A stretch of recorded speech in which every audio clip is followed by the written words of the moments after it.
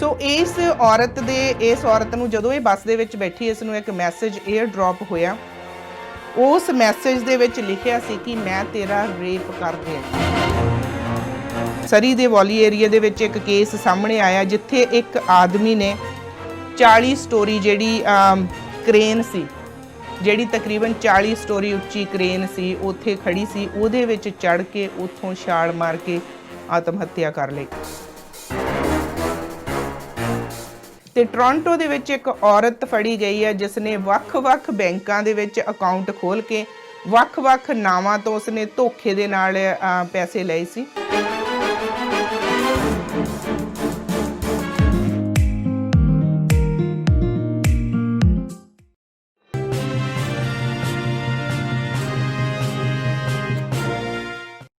ਸਾਂਝਾ ਟੀਵੀ ਦੇਖ ਰਹੇ ਸਾਰੇ ਹੀ ਪਰਿਵਾਰਾਂ ਨੂੰ ਬਲਜਿੰਦਰ ਕੌਰ ਵੱਲੋਂ ਪਿਆਰ ਸਹਿਤ ਸਤਿ ਸ਼੍ਰੀ ਅਕਾਲ ਤੇ ਜੀ ਆਇਆਂ ਨੂੰ ਜੀ ਤੁਹਾਨੂੰ ਸਾਡੇ ਖਬਰਸਾਰ ਬਿਹਾਈਂਡ ਦਾ ਨਿਊਜ਼ ਪ੍ਰੋਗਰਾਮ ਦੇ ਵਿੱਚ ਮੇਰਾ ਤੇ ਤੁਹਾਡਾ ਸਾਥ ਸੋਮਵਾਰ ਤੋਂ ਸ਼ੁੱਕਰਵਾਰ ਤੱਕ ਹੁੰਦਾ 11 ਵਜੇ ਤੋਂ ਲੈ ਕੇ 12 ਵਜੇ ਤੱਕ, ਜਿਸ ਦੇ ਵਿੱਚ ਅਸੀਂ ਗੱਲਬਾਤ ਕਰਦੇ ਹਾਂ ਕਿ ਸਾਡੇ ਸ਼ਹਿਰ ਵਿੱਚ, ਸਾਡੇ ਗੁਆਂਢ ਸ਼ਹਿਰ ਵਿੱਚ ਤੇ ਪੰਜਾਬ ਦੀ ਧਰਤੀ ਤੇ ਕੀ ਹੋ ਰਿਹਾ। ਸੋ ਇਹੋ ਜਿਹੀਆਂ ਗੱਲਾਂ ਅਸੀਂ ਤੁਹਾਡੇ ਨਾਲ ਸਾਂਝੀਆਂ ਕਰਦੇ ਹਾਂ। ਅਸੀਂ ਗੱਲਬਾਤ ਕਰਦੇ ਹਾਂ ਖਬਰਾਂ ਦੀ। ਸੋ ਜਦੋਂ ਖਬਰਾਂ ਦੀ ਗੱਲ ਆਉਂਦੀ ਹੈ ਤੇ ਕਰੋਨਾ ਵਾਇਰਸ ਹਮੇਸ਼ਾ ਹੀ ਹਰ ਇੱਕ ਨਿਊਜ਼ ਚੈਨਲ ਕਿਤੇ ਵੀ ਤੁਸੀਂ ਦੇਖਦੇ ਹੋ, ਬੇਸ਼ੱਕ ਤੁਸੀਂ ਸੋਸ਼ਲ ਮੀਡੀਆ ਤੇ ਕਿਤੇ ਐਕਟਿਵ ਹੁੰਦੇ ਹੋ, ਤੇ ਹਮੇਸ਼ਾ ਹੀ ਇੱਕ ਗੱਲ ਨੂੰ ਅਸੀਂ ਜਾਣਨਾ ਚਾਹੁੰਦੇ ਹਾਂ ਕਿ ਕਿਤੇ ਨਾ ਕਿਤੇ ਕਿਸੇ ਪਾਸਿਓਂ ਸਾਨੂੰ ਕੋਈ ਗੁੱਡ ਨਿਊਜ਼ ਆ ਰਹੀ ਹੈਗੀ ਆ ਕਿ ਇਸ ਬਿਮਾਰੀ ਤੇ ਕਿਸੇ ਪਾਸੇ ਠੱਲ ਪੈ ਰਹੀ ਹੈਗੀ ਆ। ਸੋ ਇਹਦੇ ਕਰਕੇ ਅਸੀਂ ਹਮੇਸ਼ਾ ਹੀ ਦੁਨੀਆ ਭਰ ਦਾ ਅੰਕੜਾ ਜਾਣਨਾ ਚਾਹੁੰਦੇ ਹਾਂ ਕਿ ਪੂਰੀ ਦੁਨੀਆ ਦੇ ਵਿੱਚ ਕੀ ਹੋ ਰਿਹਾ, ਕਰੋਨਾ ਵਾਇਰਸ ਦੀ ਸਥਿਤੀ ਕੀ ਆ, ਕੀ ਹੋ ਰਿਹਾ ਹੈ। ਸੋ ਪਹਿਲਾਂ ਤੁਹਾਡੇ ਨਾਲ ਅਸੀਂ ਗੱਲਬਾਤ ਕਰਦੇ ਹਾਂ ਜੀ ਸਾਡੇ ਆਪਣੇ ਸ਼ਹਿਰ, ਸਾਡੇ ਆਪਣੇ ਮੁਲਕ ਦੀ, ਕੈਨੇਡਾ ਦੀ। 1,09,264 ਜਿਹੜੇ ਕੇਸ ਨੇ ਕੈਨੇਡਾ ਦੇ ਵਿੱਚ ਤੇ ਨਿਊ ਕੇਸ ਜਿਹੜੇ 300 ਤੋਂ ਉੱਪਰ ਹੋ ਗਏ ਨੇ ਔਰ ਟੋਟਲ ਰਿਕਵਰ ਜਿਹੜੇ 72,836 ਨੇ ਤੇ ਮੌਤਾਂ 8,827 ਹੋ ਚੁੱਕੀਆਂ ਨੇ ਤੇ ਐਕਟਿਵ ਜਿਹੜੇ ਕੇਸ ਨੇ 27,601 ਆ। ਸੋ ਜਦੋਂ ਅਸੀਂ ਗੱਲ ਕਰਦੇ ਹਾਂ ਕਿ ਆਏ ਦਿਨ ਇਹਨਾਂ ਦੀ ਗਿਣਤੀ ਵੱਧਦੀ ਜਾ ਰਹੀ ਹੈ ਤੇ ਕਿਤੇ ਨਾ ਕਿਤੇ ਫਿਕਰ ਹੋ ਰਿਹਾ ਕਿ ਅਸੀਂ ਕਿਹੜੀਆਂ ਗਲਤੀਆਂ ਕਰ ਰਹੇ ਹਾਂ, ਕੀ ਅਸੀਂ ਕਰ ਰਹੇ ਹਾਂ ਕਿ ਇਹ ਕੇਸ ਆਏ ਦਿਨ ਜਿਹੜੇ ਵੱਧ ਰਹੇ ਨੇ। ਤੇ ਹੁਣ ਅਸੀਂ ਗੱਲ ਕਰਦੇ ਹਾਂ ਭਾਰਤ ਦੀ। ਉੱਥੇ ਦਾ ਵੀ ਸਾਨੂੰ ਓਨਾ ਹੀ ਫਿਕਰ ਰਹਿੰਦਾ ਕਿ ਉੱਥੇ ਕਰੋਨਾ ਵਾਇਰਸ ਨੂੰ ਲੈ ਕੇ ਸਥਿਤੀ ਕਿਹੋ ਜਿਹੀ ਹੈ। ਸੋ ਜੇ ਭਾਰਤ ਦੀ ਗੱਲ ਕਰੀਏ ਤੇ 1,05,637 ਜਿਹੜੇ ਉੱਥੇ ਕਰੋਨਾ ਵਾਇਰਸ ਦੇ ਜਿਹੜੇ ਕੇਸ ਨੇ ਤੇ ਨਿਊ ਕੇਸ 31,000 ਤੋਂ ਉੱਪਰ ਹੋ ਚੁੱਕੇ ਨੇ ਔਰ ਜਿਹੜੇ ਠੀਕ ਹੋਏ ਮਰੀਜ਼ ਨੇ ਕਰੋਨਾ ਵਾਇਰਸ ਤੋਂ 6,36,602 ਨੇ ਤੇ ਮੌਤਾਂ ਤਕਰੀਬਨ 25,609 ਹੋ ਚੁੱਕੀਆਂ ਨੇ ਤੇ ਐਕਟਿਵ ਕੇਸ ਜਿਹੜੇ 3,43,426 ਨੇ। ਸੋ ਇੰਨੇ ਜ਼ਿਆਦਾ ਕੇਸ ਆ, ਪਰ ਫਿਰ ਅਸੀਂ ਉਹੀ ਗੱਲ ਬਾਰ-ਬਾਰ ਦੁਹਰਾਉਂਦੇ ਹਾਂ ਕਿ ਕਿੱਥੇ ਕੁਤਾਹੀਆਂ ਹੋ ਰਹੀਆਂ ਨੇ, ਕਿੱਥੇ ਅਸੀਂ ਗਲਤੀਆਂ ਕਰ ਰਹੇ ਹਾਂ, ਕਿਉਂ ਇਹ ਕੇਸ ਆਏ ਦਿਨ ਵੱਧ ਰਹੇ ਨੇ। ਸੋ ਸਾਨੂੰ ਆਪਣਾ ਖਿਆਲ ਰੱਖਣਾ ਚਾਹੀਦਾ। ਤੇ ਜਦੋਂ ਅਸੀਂ ਕਰੋਨਾ ਵਾਇਰਸ ਦੀ ਗੱਲ ਕਰਦੇ ਹਾਂ ਤੇ ਕਹਿੰਦੇ ਕਈ ਲੋਕ ਆਪਣੇ ਨਾਲ ਦੂਜਿਆਂ ਦਾ ਵੀ ਖਿਆਲ ਰੱਖਣ ਦੀ ਕੋਸ਼ਿਸ਼ ਕਰਦੇ ਨੇ। ਸੋ ਸਾਡੇ ਸਮਾਜ ਦੇ ਵਿੱਚ ਬਹੁਤ ਸਾਰੀਆਂ ਇਹੋ ਜਿਹੀਆਂ ਭੈਣਾਂ ਨੇ, ਬਹੁਤ ਸਾਰੀਆਂ ਇਹੋ ਜਿਹੀਆਂ ਐਕਟਿਵ ਸੰਸਥਾਵਾਂ ਨੇ, ਬਹੁਤ ਸਾਰੇ ਇਹੋ ਜਿਹੇ ਦਾਨੀ ਸੱਜਣ ਨੇ ਜਿਹੜੇ ਹਮੇਸ਼ਾ ਹੀ ਕਮਿਊਨਿਟੀ ਦਾ, ਮੁਲਕ ਦਾ, ਆਪਣੇ ਸ਼ਹਿਰ ਦਾ, ਹੋਰਾਂ ਮੁਲਕਾਂ ਦਾ ਵੀ ਖਿਆਲ ਰੱਖਣ ਦੀ ਕੋਸ਼ਿਸ਼ ਕਰਦੇ ਨੇ। ਸੋ ਮਤਲਬ ਕਿ ਆਪਣੇ ਦਸਵੰਧ ਨੂੰ ਕਿਸੇ ਚੰਗੇ ਕੰਮ ਦੇ ਵਿੱਚ ਲਾਉਣ ਦੀ ਕੋਸ਼ਿਸ਼ ਕਰਦੇ ਰਹਿੰਦੇ ਨੇ। ਸੋ ਇੱਕ ਮਿਸਾਲ ਜਿਹੜੀ ਆ 14 ਸਾਲ ਦੀ ਬੱਚੀ ਆ ਜਿਹੜੀ ਕਿ ਸੈਲਵਨ ਹਾਈ ਸਕੂਲ ਦੀ 9ਵੀਂ ਕਲਾਸ ਦੀ ਇਹੋ ਜਿਹੜੀ ਵਿਦਿਆਰਥਣ ਆ, ਇਸ ਦਾ ਨਾਂ ਤਵੀਸ਼ਾ ਕੋਚਰ ਆ, ਜਿਹੜੀ ਕਿ ਆਪਣੀ ਮੋਮ ਦੀ ਮਸ਼ੀਨ ਦੇ ਨਾਲ, ਕੱਪੜੇ ਸੀਣ ਵਾਲੀ ਮਸ਼ੀਨ ਦੇ ਨਾਲ ਕੱਪੜੇ ਦੇ ਮਾਸਕ ਤਿਆਰ ਕਰਦੀ ਆ। ਇਹ ਮਾਸਕ ਤਿਆਰ ਕਰਕੇ ਹੈਲਪਿੰਗ ਹੈਂਡ ਵੈਬਸਾਈਟ ਦੇ ਉੱਤੇ $5 ਦਾ ਇੱਕ ਮਾਸਕ ਵੇਚਦੀ ਆ ਤੇ ਜਿਹੜੀ ਮਾਸਕ ਵੇਚ ਕੇ ਇਸ ਨੂੰ ਇਨਕਮ ਆਉਂਦੀ ਆ, ਉਸ ਇਨਕਮ ਨੂੰ ਉਹਨਾਂ ਸਾਰੇ ਪੈਸਿਆਂ ਨੂੰ ਹਸਪੀਟਲਸ ਤੇ ਜਾਂ ਜਿਹੜੀਆਂ ਰਿਸਰਚ ਜਿਹੜੇ ਕਰ ਰਹੇ ਨੇ ਇਸ ਮੈਡੀਸਨ, ਜਿਹੜੀ ਕਰੋਨਾ ਵਾਇਰਸ ਦੀ ਦਵਾਈ ਬਣਾਉਣ ਦੇ ਲਈ, ਵੈਕਸੀਨ ਦੇ ਲਈ ਜਿਹੜੀਆਂ ਕੋਸ਼ਿਸ਼ਾਂ ਕੀਤੀਆਂ ਜਾ ਰਹੀਆਂ ਨੇ, ਉਹਨਾਂ ਸੰਸਥਾਵਾਂ ਨੂੰ ਇਹ ਪੈਸੇ ਡੋਨੇਟ ਕਰਦੀ ਆ। ਸੋ ਇਹਨੇ ਮਾਸਕ ਬਣਾ ਕੇ ਤਕਰੀਬਨ $2,500 ਸੇਵ ਕੀਤਾ ਤੇ ਇਸ ਨੇ ਉਹ ਵੱਖ-ਵੱਖ ਜਗ੍ਹਾ ਦੇ ਉੱਤੇ ਡੋਨੇਟ ਕੀਤਾ। ਸੋ 14 ਸਾਲ ਦੀ ਬੱਚੀ ਆ। ਪਹਿਲਾਂ ਵੀ ਬਹੁਤ ਸਾਰੀਆਂ ਸੰਸਥਾਵਾਂ ਨੂੰ ਜਿਹੜਾ ਤਵੀਸ਼ਾ ਨੇ ਬਹੁਤ ਸਾਰੀਆਂ ਹੋਰ ਸੰਸਥਾਵਾਂ ਨੂੰ ਪਹਿਲਾਂ ਵੀ ਬਹੁਤ ਵਾਰ ਇਸਨੇ ਪੈਸੇ ਇਕੱਠੇ ਕਰਕੇ ਦਿੱਤੇ ਆ। ਜਿਵੇਂ ਅਸੀਂ ਘਰ ਦੇ ਵਿੱਚ ਕੋਈ ਛੋਟੇ-ਛੋਟੇ ਪ੍ਰੋਜੈਕਟ ਬੱਚੇ ਸ਼ੁਰੂ ਕਰ ਲੈਂਦੇ ਆ ਤੇ ਉਹਨਾਂ ਨੂੰ ਆਨਲਾਈਨ ਸੈਲ ਕਰਕੇ, ਪਰ ਮਾਸਕ ਇਸ ਕਦਰ ਸਿੰਤੇ ਹੋਏ ਨੇ ਇਸ ਬੱਚੀ ਦੇ ਕਿ ਬੜੀ ਦਿਲ ਦੇ ਨਾਲ, ਬੜੀ ਰੀਝ ਦੇ ਨਾਲ ਉਹਨਾਂ ਨੂੰ ਸਿੰਤਾ ਹੋਇਆ ਆਪਣੀ ਮੋਮ ਦੀ ਮਸ਼ੀਨ ਦੇ ਨਾਲ ਔਰ ਸੋਚ 14 ਸਾਲ ਦੀ ਬੱਚੀ ਦੀ ਇੰਨੀ ਵਧੀਆ ਆ ਔਰ ਉਹ ਬੱਚੀ ਸੋਚ ਰਹੀ ਆ ਕਿ ਇਸ ਕਰੋਨਾ ਵਾਇਰਸ ਦੀ ਬਿਮਾਰੀ ਤੋਂ ਨਿਜਾਤ ਪਾਉਣ ਦੇ ਲਈ ਬੇਸ਼ੱਕ ਬਹੁਤ ਥੋੜੀ ਕੀਮਤ ਰੱਖੀ ਗਈ ਆ ਮਾਸਕ ਦੀ, ਪਰ ਉਸ ਦੀ ਸੋਚ ਬਹੁਤ ਉੱਚੀ ਆ। ਸੋਚ ਉੱਚੀ ਆ ਕਿ ਇਹ ਜਿਹੜੀ ਫੰਡਿੰਗ ਆ, ਜਿਹੜੀ ਰਾਸ਼ੀ ਉਹਨੂੰ ਮਾਸਕ ਵੇਚ ਕੇ ਮਿਲਦੀ ਆ, ਕਿਤੇ ਨਾ ਕਿਤੇ ਇਹ ਉਹ ਵੈਕਸੀਨ ਬਣਾਉਣ ਦੇ ਕੰਮ ਆ ਸਕੇ ਜਾਂ ਹਸਪਤਾਲਾਂ ਦੇ ਕੰਮ ਆ ਸਕੇ।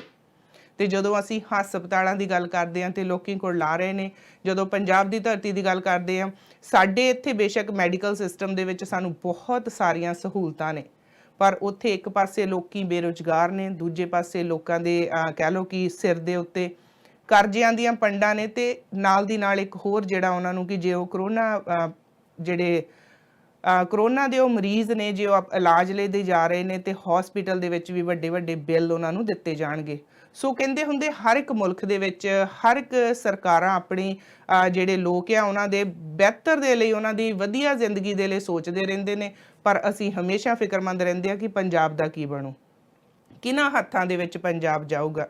ਸੋ ਇਲੈਕਸ਼ਨਸ ਦੇ ਵਿੱਚ ਪਤਾ ਲੱਗੂਗਾ ਕਿ ਪਾਰਟੀਆਂ ਜ਼ੋਰ ਤਾਂ ਬੜਾ ਲਾ ਰਹੀਆਂ ਨੇ, ਪਰ ਕਿਤੇ ਨਾ ਕਿਤੇ ਲੱਗਦਾ ਕਿ ਸਾਰੇ ਆਪੋ ਆਪਣੀ ਕੁਰਸੀ ਨੂੰ ਬਚਾਉਣ ਦੀ ਕੋਸ਼ਿਸ਼ ਕਰ ਰਹੇ ਨੇ। ਸੋ ਛੋਟੀ ਜੀ ਬੱਚੀ ਨੇ ਇੱਕ ਐਗਜ਼ਾਮਪਲ ਸੈੱਟ ਕਰ ਦਿੱਤੀ ਕਿ ਉਮਰ ਕੋਈ ਵੀ ਹੋਵੇ, ਜੇ ਅਸੀਂ ਚਾਹੁੰਦੇ ਹਾਂ ਕਮਿਊਨਿਟੀ ਦੇ ਵਿੱਚ ਅਸੀਂ ਕੋਈ ਵੀ ਚੰਗਾ ਕੰਮ ਦੀ ਸ਼ੁਰੂਆਤ ਆਪਣੇ ਘਰ ਤੋਂ ਕਰ ਸਕਦੇ ਹਾਂ। ਔਰ ਇਹ ਬੱਚੀ ਹੁਣ ਤੋਂ ਨਹੀਂ, ਬੜੇ ਲੰਬੇ ਸਮੇਂ ਤੋਂ ਕਮਿਊਨਿਟੀ ਦੇ ਛੋਟੇ ਛੋਟੇ ਪ੍ਰੋਜੈਕਟਸ ਦੇ ਵਿੱਚ ਆਪਣਾ ਹਿੱਸਾ ਪਾਉਂਦੀ ਰਹਿੰਦੀ ਆ।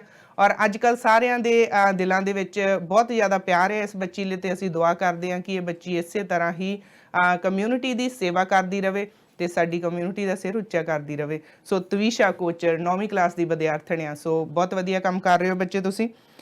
ਇਸ ਦੇ ਨਾਲ ਨਾਲ ਜਦੋਂ ਅਸੀਂ ਗੱਲ ਕਰਦੇ ਹਾਂ ਕਿ ਕਰੋਨਾ ਵਾਇਰਸ, ਸੋ ਵੈਂਕੂਵਰ ਕੋਸਟਲ ਹੈਲਥ ਨੇ ਜਾਣਕਾਰੀ ਦਿੱਤੀ ਹੈ ਕਿ ਜਿਹੜਾ ਡਾਊਨਟਾਊਨ ਦੇ ਵਿੱਚ ਸੈਂਟ ਪੌਲ ਹਸਪਤਾਲ ਆ, ਉੱਥੇ ਜਿੱਥੇ ਨਵੇਂ ਜੰਮੇ ਬੱਚਿਆਂ ਨੂੰ ਜੇ ਇਸ ਇਨਸੈਂਟਿਵ ਕੇਅਰ ਦੇ ਵਿੱਚ ਰੱਖਿਆ ਜਾਂਦਾ ਹੈਗਾ, ਉੱਥੇ ਵੀ ਕਰੋਨਾ ਵਾਇਰਸ ਦਾ ਜਿਹੜੀ ਆਊਟਬ੍ਰੇਕ ਹੋ ਗਈ ਆ। ਸੋ ਉੱਥੋਂ ਬੱਚਿਆਂ ਨੂੰ ਜਿਹੜੇ ਜਿੱਥੇ ਆਊਟਬ੍ਰੇਕ ਹੋਈ ਸੀ, ਕੁਝ ਬੱਚਿਆਂ ਨੂੰ ਉੱਥੋਂ ਮੂਵ ਕਰਕੇ ਇੱਕ ਡਿਫਰੈਂਟ ਸੈਂਟਰ ਦੇ ਵਿੱਚ ਰੱਖ ਦਿੱਤਾ ਗਿਆ ਆ। ਸੋ ਜਦੋਂ ਅਸੀਂ ਕਰੋਨਾ ਦੀ ਗੱਲ ਕਰਦੇ ਹਾਂ, ਕਰੋਨਾ ਵਾਇਰਸ ਦੀ ਗੱਲ ਕਰਦੇ ਹਾਂ, ਤੇ ਕਿਸੇ ਨੂੰ ਕਿਤੇ ਵੀ ਕਦੇ ਵੀ ਹੋ ਸਕਦਾ। ਜੇ ਅਸੀਂ ਕਰੀਏ ਨਵੇਂ ਜੰਮੇ ਬੱਚੇ ਤੇ ਬਾਹਰ ਨਹੀਂ ਸੀ ਕਿਤੇ ਵੀ ਗਏ, ਪਰ ਹਸਪੀਟਲ ਦੇ ਵਿੱਚ ਹੀ ਉੱਥੇ ਜਿਹੜੀ ਆਊਟਬ੍ਰੇਕ ਹੋਈ ਆ। ਸੋ ਇਸ ਕਰਕੇ ਅਸੀਂ ਕਹਿੰਦੇ ਆ ਕਿ ਬਾਰ-ਬਾਰ ਸਾਨੂੰ ਖਿਆਲ ਰੱਖਣਾ ਚਾਹੀਦਾ, ਮਾਸਕ ਪਾਉਣੇ ਚਾਹੀਦੇ, ਹੱਥ ਸੈਨੀਟਾਈਜ਼ ਕਰਨੇ ਚਾਹੀਦੇ ਆ। ਸੋ ਆਉਣ ਵਾਲੇ ਸਮੇਂ ਦੇ ਵਿੱਚ ਕੀ ਜਾਣਕਾਰੀ ਇੱਥੋਂ ਸਾਡੇ ਤੱਕ ਆਉਂਦੀ ਆ, ਇਹ ਵੀ ਤੁਹਾਡੇ ਨਾਲ ਅਸੀਂ ਸਾਂਝੀ ਕਰਾਂਗੇ। ਤੇ ਜਦੋਂ ਅਸੀਂ ਗੱਲ ਕਰਦੇ ਹਾਂ, ਸਰੀ ਦੇ ਵਿੱਚ ਬਹੁਤ ਜਗ੍ਹਾ ਤੇ ਕੰਸਟਰਕਸ਼ਨ ਚੱਲ ਰਹੀ ਆ। ਸੋ ਬਹੁਤ ਸਾਰੀਆਂ ਜਗ੍ਹਾ ਦੇ ਉੱਤੇ ਅੱਜ ਕੱਲ੍ਹ ਗਰਮੀਆਂ ਦੇ ਵਿੱਚ ਕੰਸਟਰਕਸ਼ਨ ਦਾ ਕੰਮ ਬਹੁਤ ਜ਼ੋਰਾਂ ਤੇ ਚੱਲ ਰਿਹਾ ਹੁੰਦਾ, ਤੇ ਕਿਸੇ ਨਾ ਕਿਸੇ ਸਾਈਡ ਤੇ ਜਦੋਂ ਸ਼ਾਮ ਨੂੰ ਕੰਮ ਬੰਦ ਹੋ ਜਾਂਦਾ ਆ ਤੇ ਉੱਥੇ ਸਿਕਿਉਰਿਟੀ ਗਾਰਡ ਹੁੰਦੇ ਆ। ਅਕਸਰ ਦੇਖਿਆ ਜਾਂਦਾ ਕਿ ਕੋਈ ਸ਼ਰਾਰਤੀ ਨੁਕਸਾਨ ਨਾ ਕਰਨ, ਕਿ ਜਾਂ ਇੱਥੇ ਜਿਹੜਾ ਸਮਾਨ ਆ ਉਹਦੀ ਚੋਰੀ ਨਾ ਹੋਵੇ, ਇਸ ਕਰਕੇ ਇੱਥੇ ਸਿਕਿਉਰਿਟੀ ਗਾਰਡ ਰੱਖੇ ਜਾਂਦੇ ਆ। ਪਰ ਸਰੀ ਦੇ ਵੌਲੀ ਏਰੀਆ ਦੇ ਵਿੱਚ ਇੱਕ ਕੇਸ ਸਾਹਮਣੇ ਆਇਆ ਜਿੱਥੇ ਇੱਕ ਆਦਮੀ ਨੇ 40 ਸਟੋਰੀ ਜਿਹੜੀ ਕ੍ਰੇਨ ਸੀ, ਜਿਹੜੀ ਤਕਰੀਬਨ 40 ਸਟੋਰੀ ਉੱਚੀ ਕ੍ਰੇਨ ਸੀ, ਉੱਥੇ ਖੜੀ ਸੀ, ਉਹਦੇ ਵਿੱਚ ਚੜ੍ਹ ਕੇ ਉੱਥੋਂ ਛਾਲ ਮਾਰ ਕੇ ਆਤਮ ਹੱਤਿਆ ਕਰ ਲਈ। ਕਾਰਨ ਕੀ ਸੀ, ਕਿਉਂ ਆਤਮ ਹੱਤਿਆ ਕੀਤੀ, ਕੀ ਕਾਰਨ ਸੀ, ਇਸ ਦੇ ਬਾਰੇ ਕੋਈ ਜਾਣਕਾਰੀ ਨਹੀਂ ਆਈ। ਪਰ ਪੁਲਿਸ ਵੱਲੋਂ ਇਹ ਦੱਸਿਆ ਗਿਆ ਕਿ ਉਸ ਆਦਮੀ ਨੇ ਉਸ ਕ੍ਰੇਨ ਤੇ ਚੜ੍ਹ ਕੇ, ਕਿਉਂਕਿ ਕੰਮ ਸ਼ਾਮੀ ਬੰਦ ਹੋ ਜਾਂਦਾ ਤੇ ਉਹ ਸਾਰੇ ਉਹਨਾਂ ਦੀਆਂ ਜਿੰਨੀਆਂ ਵੀ ਮਸ਼ੀਨਰੀ ਆ ਉਹ ਉਹਨਾਂ ਦੀ ਸਾਈਡ ਤੇ ਹੀ ਪਾਰਕ ਕੀਤੀਆਂ ਹੁੰਦੀਆਂ। ਸੋ ਉਸ ਕ੍ਰੇਨ ਤੇ ਚੜ੍ਹ ਕੇ ਉਸਨੇ ਆਪਣੀ ਜਾਨ ਦੇ ਦਿੱਤੀ। ਪਰ ਕਾਰਨ ਕੀ ਸੀ, ਕਾਰਨ ਹਾਲੇ ਤੱਕ ਕਿਸੇ ਨੂੰ ਪਤਾ ਨਹੀਂ। ਪਰ ਕਹਿੰਦੇ ਆਤਮ ਹੱਤਿਆ ਕਰਨੀ, ਕਈ ਵਾਰੀ ਇਨਸਾਨ ਮਜਬੂਰ ਹੁੰਦਾ ਆ, ਉਸਦੇ ਉੱਤੇ ਕੋਈ ਨਾ ਕੋਈ ਬਰਡਨ ਹੁੰਦਾ ਆ। ਕਈ ਵਾਰੀ ਇਨਸਾਨ ਸਟ੍ਰੈਸ ਦੇ ਵਿੱਚ ਇਸ ਕਦਰ ਚਲੇ ਜਾਂਦਾ। ਮੈਂ ਇੱਕ ਡਾਕਟਰ ਦੀ ਗੱਲਬਾਤ ਸੁਣ ਰਹੀ ਸੀ, ਉਹ ਕਹਿੰਦੇ ਕਿ ਜਿਹੜਾ ਇਨਸਾਨ ਸਟ੍ਰੈਸ ਦੇ ਵਿੱਚ ਹੁੰਦਾ ਆ, ਉਸਦੇ ਦਿਮਾਗ ਦੇ ਵਿੱਚ ਬਹੁਤ ਕੁਝ ਚੱਲ ਰਿਹਾ ਹੁੰਦਾ, ਬਹੁਤ ਪਰੇਸ਼ਾਨ ਹੁੰਦਾ ਉਹ ਇਨਸਾਨ। ਤੇ ਕਹਿੰਦੇ ਜਦੋਂ ਪਰੇਸ਼ਾਨ ਹੁੰਦੇ ਆ, ਕਈ ਵਾਰੀ ਤੁਹਾਡੀ ਦਿਮਾਗੀ ਜਿਹੜੀ ਹਾਲਤ ਆ ਉਹ ਇਸ ਕਦਰ ਤੁਸੀਂ ਵੀਕ ਹੋ ਜਾਂਦੇ ਆ ਕਿ ਤੁਸੀਂ ਦੁਨੀਆ ਦੇ ਬਾਰੇ ਸੋਚਦੇ ਹੀ ਨਹੀਂ ਕਿ ਤੁਹਾਡੇ ਆਲੇ ਦੁਆਲੇ ਕੀ ਹੋ ਰਿਹਾ, ਜਾਂ ਤੁਹਾਡਾ ਪਰਿਵਾਰ ਤੁਹਾਡੇ ਬਾਰੇ ਚਿੰਤਤ ਹੋਊਗਾ। ਤੁਸੀਂ ਸਿਰਫ ਤੇ ਸਿਰਫ ਉਸ ਸਟ੍ਰੈਸ ਨੂੰ ਲੈ ਕੇ ਤੁਸੀਂ ਕਿਸੇ ਇਹੋ ਜਿਹੇ ਹਨੇਰੇ ਰਾਹ ਤੇ ਚਲੇ ਜਾਂਦੇ, ਤੁਹਾਨੂੰ ਲੱਗਦਾ ਕਿ ਤੁਸੀਂ ਕਿਸੇ ਇੱਕ ਟਨਲ ਦੇ ਵਿੱਚ ਸਟਕ ਹੋ ਜਿੱਥੇ ਮੂਹਰੇ ਹਨੇਰਾ ਹੀ ਹਨੇਰਾ ਆ, ਤੁਹਾਡਾ ਨਿਕਲਣ ਦਾ ਕੋਈ ਚਾਂਸ ਨਹੀਂਗਾ। ਕਹਿੰਦੇ ਉੱਥੇ ਕੁਝ ਪਲ ਹੁੰਦੇ ਆ ਜਦੋਂ ਇਨਸਾਨ ਦਾ ਮਨ ਇਸ ਕਦਰ ਡਰ ਜਾਂਦਾ ਕਿ ਉਹ ਕੋਈ ਵੀ ਕਦਮ ਚੁੱਕ ਸਕਦਾ। ਸੋ ਸੁਸਾਈਡ ਕਰਨੀ ਕਿਸੇ ਵੀ ਪ੍ਰੋਬਲਮ ਦੀ, ਸਿਚੁਏਸ਼ਨ ਦੀ, ਕਿਸੇ ਦੀ ਵੀ ਹੱਲ ਨਹੀਂ ਹੁੰਦਾ।